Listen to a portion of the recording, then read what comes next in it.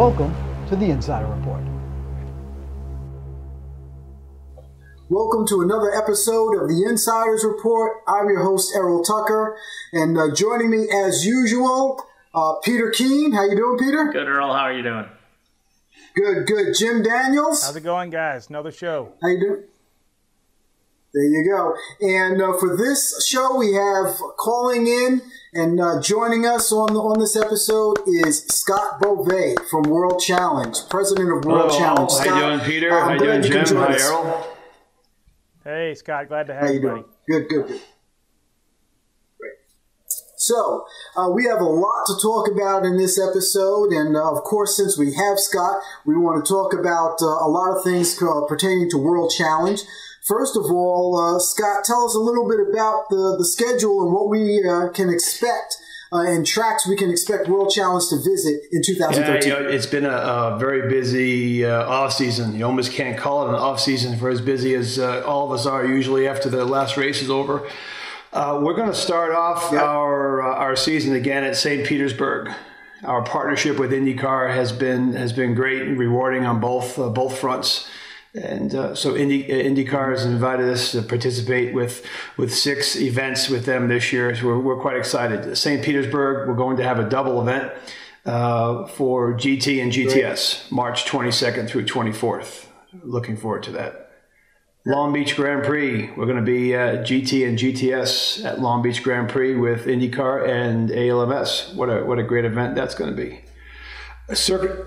So you got to kind of start your season off with 2 road course, 2 street Well, you courses. know, we have 5 of our 9 events this year are on street courses, and it's just the way the schedule worked out because we added at the end. We'll talk about our closing race at Houston Grand Prix. We'll get to that at the end of this, but yeah, so 5 of our 9 events will be at street courses with IndyCar. So it should be a quite exciting year. Love it. We are close to working out our 9th event, so don't really want to go into great detail on that at this time. But if we could skip over the May event, and we're going to go right into Detroit, where we're going to have a double race at Detroit with IndyCar GT and GTS classes. We'll be visiting the IndyCar guys. It should be a fantastic weekend again. Lime Rock, Connecticut. 4th of July weekend. We have not been to Lime Rock since 2008. I think, Jim, you must have been around racing at 08. I was there. Yeah. It was a great race. That was the old track, too. Yeah, so Skip Barber and the rest of the team have been really excited about working an arrangement with us to come back, and it's taken us a couple of years to figure out how to manipulate the schedule. You know, it's like a big Rubik's Cube. You get all the numbers, you get all the letters, and you get all the colors, and you get the reds lined up, and the greens are all now out of whack. So getting a schedule together, if you haven't done it before, it's quite a piece of art. But Lime Rock, Connecticut, we are going to have a double GT GTS race. And we're going to have a triple race for touring car and touring car B-Spec. So that's a quite exciting total of 5 races that weekend. It's going to be what an event that's going to be. Moving on to a couple of weeks later, Toronto Grand Prix with IndyCar, GT, GTS, touring car, and touring car B-Spec. And by the way, Errol, all of our events this year will be run separate touring car B-Spec races from GT and GTS. This is the first season that we've done that. We are not going to have touring car running with GT and GTS at any time during the year. So we have separated our classes to GT, GTS will run. Touring car and B-Spec will run. That's got to be a testament right there to the strength of this class, right, Scott? Of the series. Yeah, it is an indication of the strength of the class, first of all, and I think we're listening to the drivers. You would think that the touring car drivers would be the ones complaining, and touring car guys being out with GT field, the separation of speed becomes pretty high pretty quick. But the GT field also, I think, is a bit relieved knowing that they're going to have an opportunity to run with cars that are closer to them in speed, which is GTS. So it's quite exciting for us. Yeah, after Toronto, we're going to head to Mid-Ohio, same weekend, August 2nd, August 4th.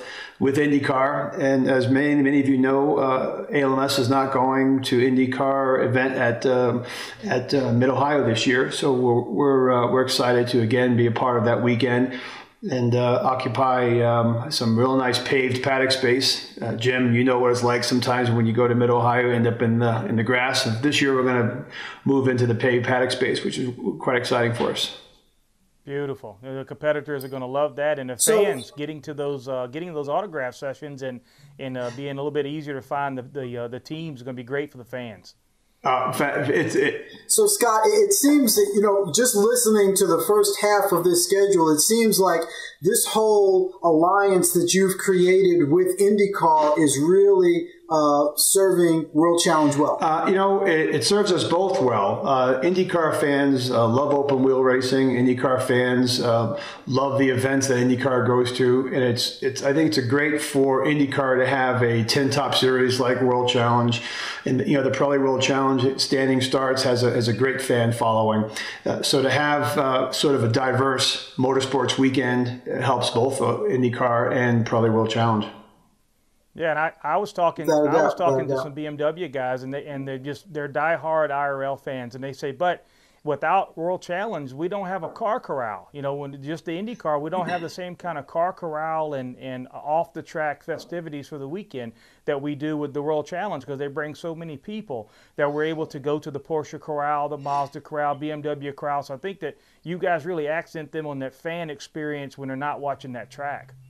Exactly. And it's interesting this year. IndyCar has brought in standing starts, which has been the signature for Pirelli World Challenge for years, and also has introduced double race weekends, which has been a signature for the series for us since we've taken over in 2008. We introduced double race weekends, so it's nice that we are working together, not just Pirelli World Challenge occupying part of the paddock, occupying part of the track, but exchanging marketing ideas. We are a customer of IndyCar through IMS Productions, Indianapolis Motor Speedway Productions. We are a partner through NBC Sports. So in not just occupying track time.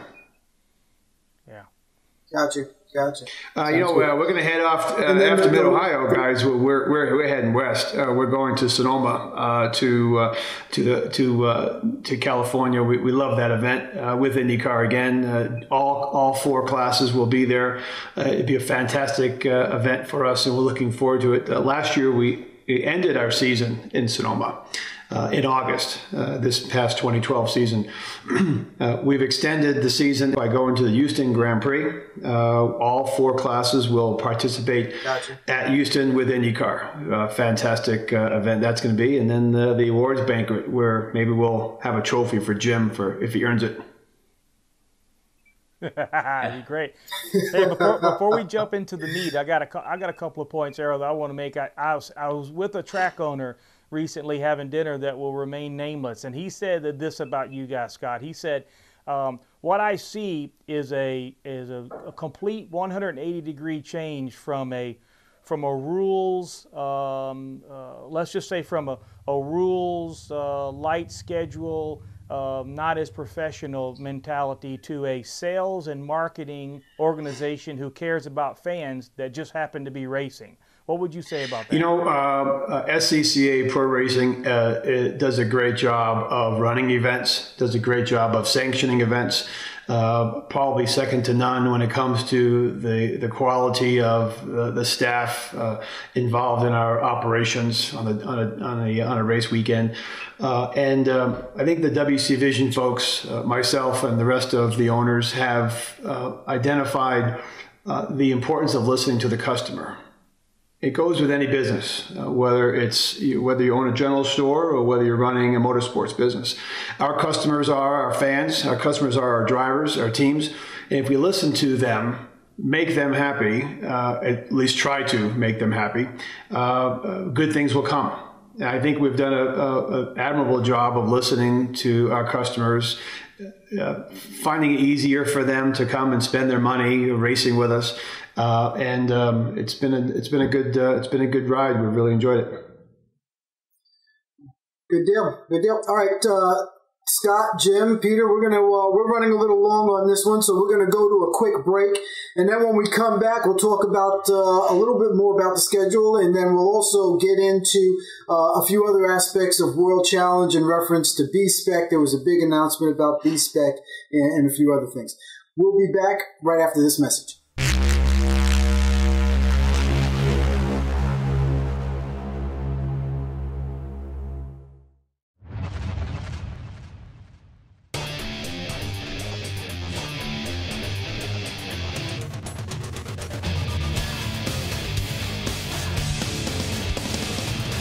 Welcome to another episode of Racing No Filter.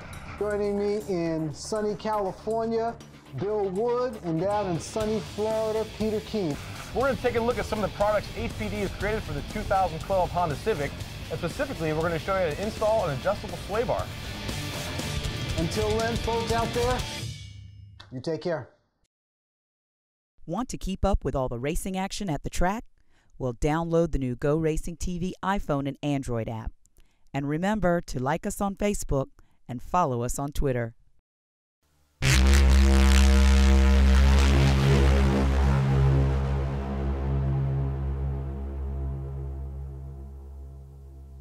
Welcome back to the Insiders Report. As we mentioned in the front half of the show, we have Scott Bove from World Challenge, president of World Challenge, with us. And Scott, we want to talk to you next about the fact that B-Spec, it looks like here in the United States, if you want to run professional B-Spec, it looks like World Challenge is the only game in town. Our partnership with the manufacturers has been outstanding over 2012. We're excited about the 2013 schedule. B-Spec is being was difficult for us to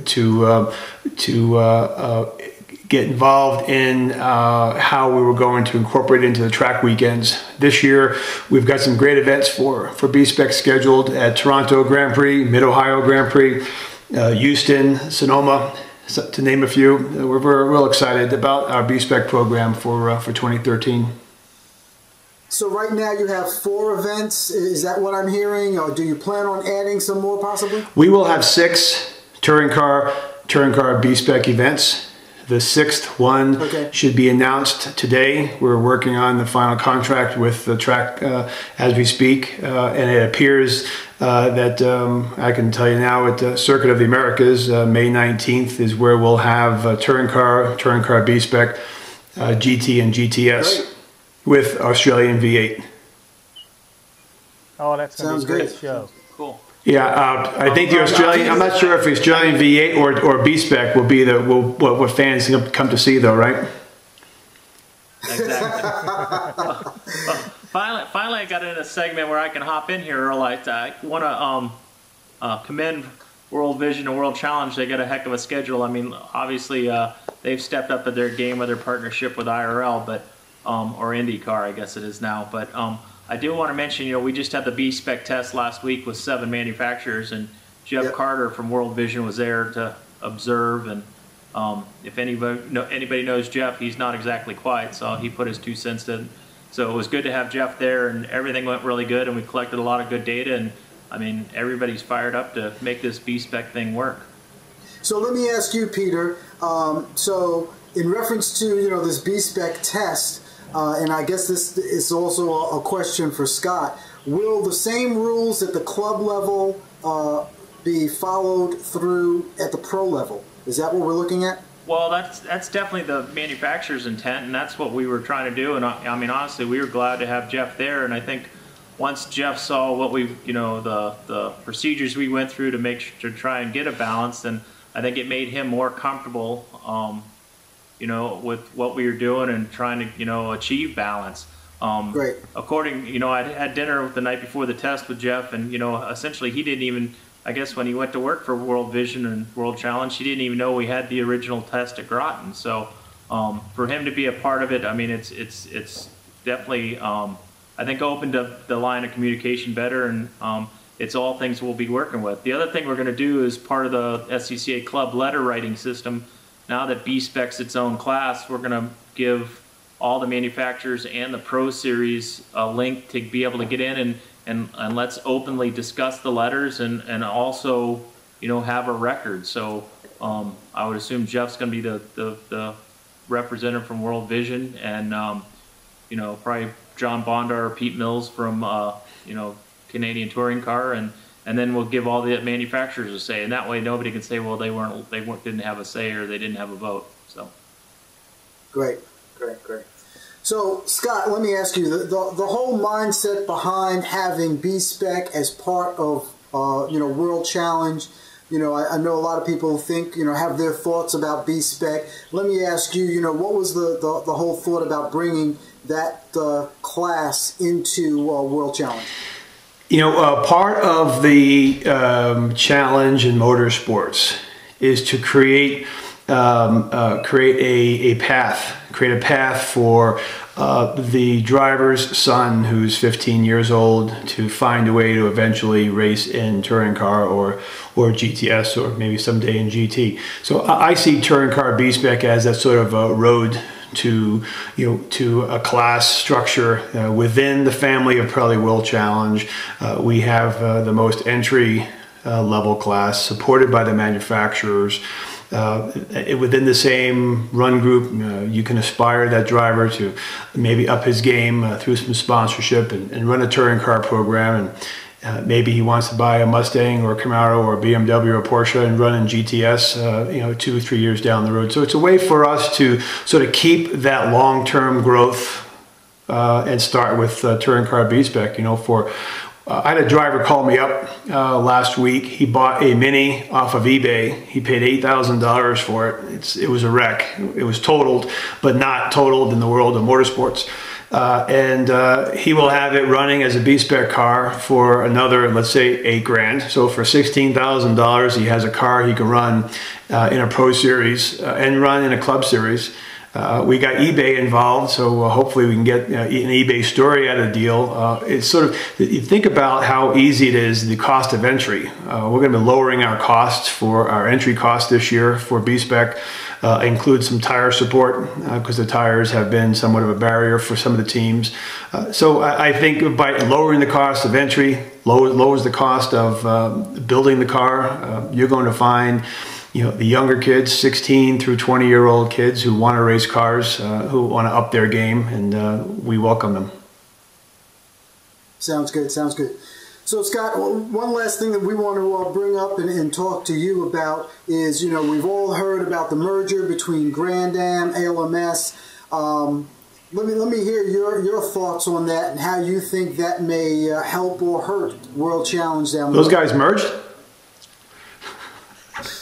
Oh, wow, that's news. You know, I have spent quite a bit of time talking with a lot of people, a lot of sponsors, a lot of teams, drivers, asking their opinion. You know, my opinion is only, you know, a sort of a culmination of everyone else's.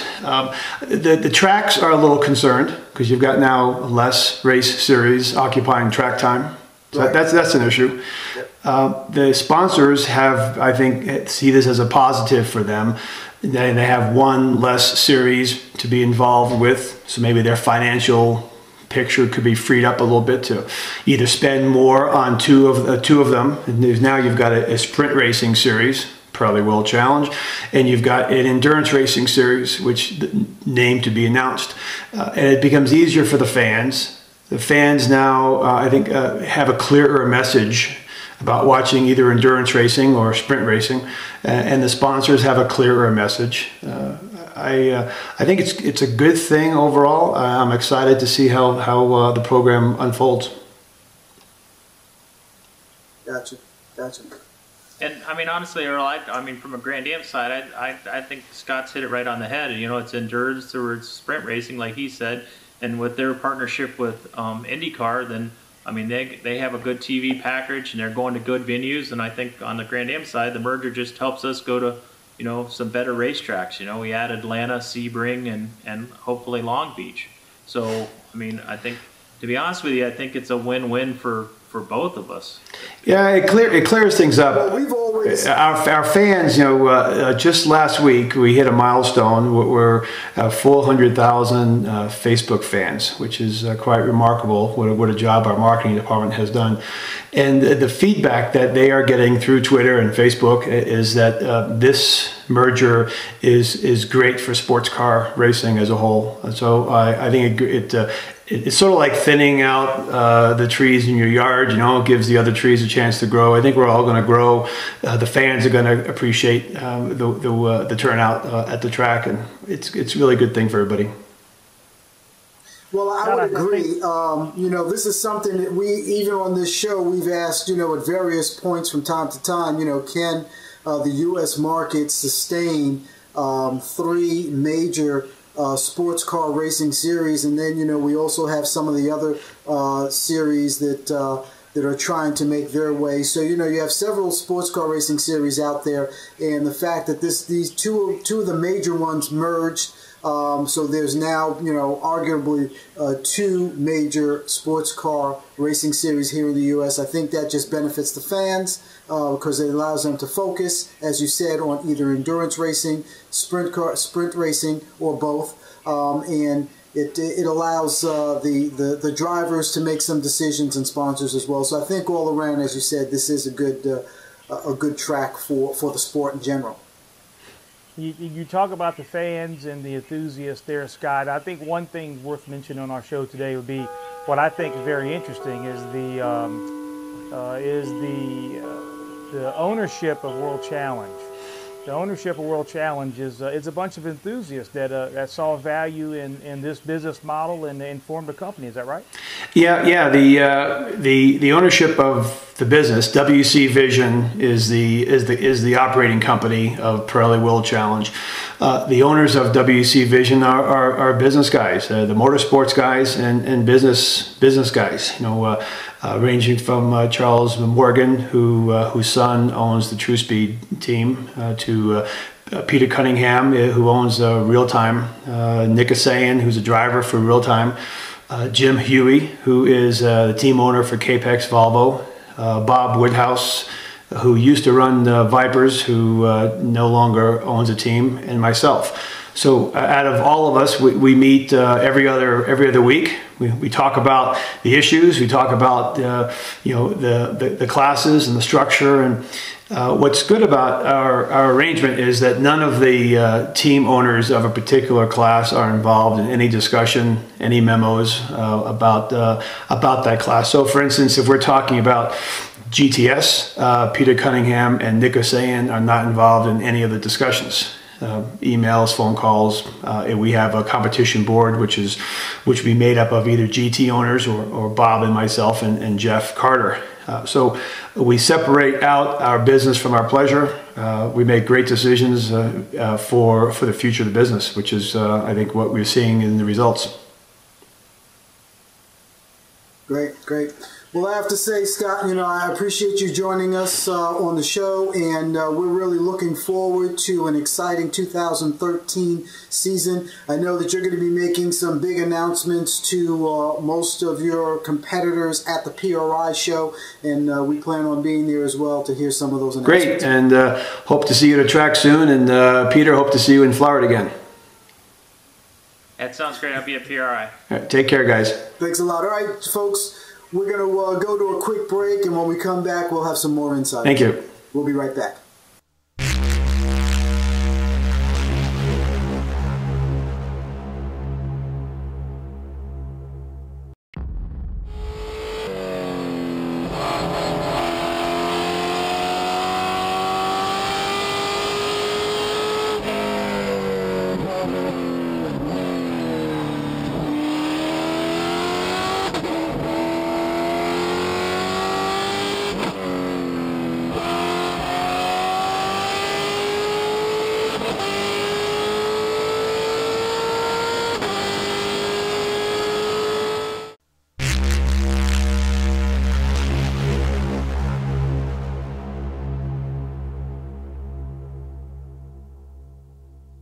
Welcome back to the Insiders.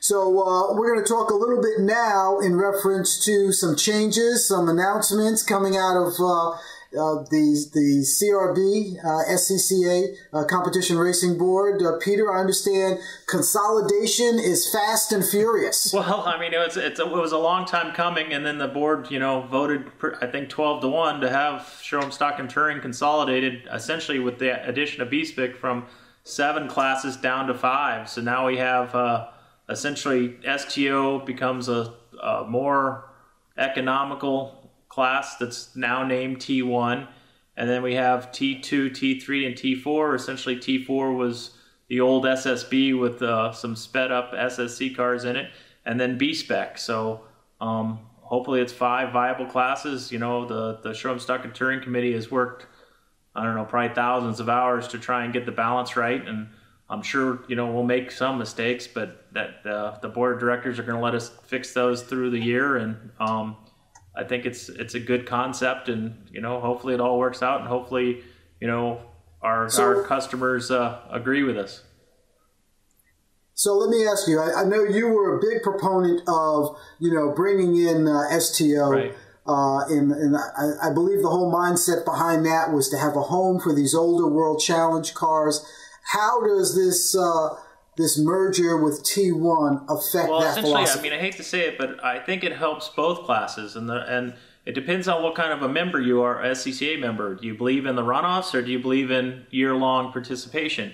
If you believe in the runoffs, then T1's been a pretty strong class, but during the year it's terrible. On the other hand, if you're an STO, the numbers have been great, as good as GT2 and even better, and then it's been pitiful shows at the runoffs. So we're hoping that we're hoping by slowing down STO and then giving the guys, the T1 guys, what they wanted forever now. For years now, the T1 guys want bushings, they want brakes. The LS6s and the old C5 Corvettes are going away. Now they want engine swaps. Well, the STO rule set is what allows that. So we've kind of slowed them down a little bit. The STO wild STO cars. And then, try and be a little bit more liberal with the T1 rules, so the guys can actually run the cars that they're running, those track day cars. Joe Aquinani, wasn't very happy with us with the consolidation, and honestly, to be honest with you, you guys know I didn't ask for consolidation either, but that's the hand we were dealt.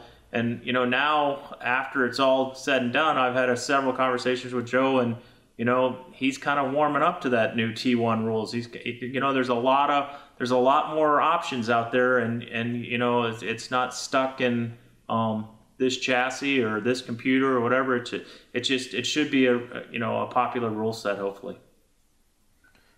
Gotcha. Peter, you think it's too little, too late? It's a great move, and it's been needed for a long time. That's what my contention's been on these shows and with you personally for a number of years. Been needed for a long time.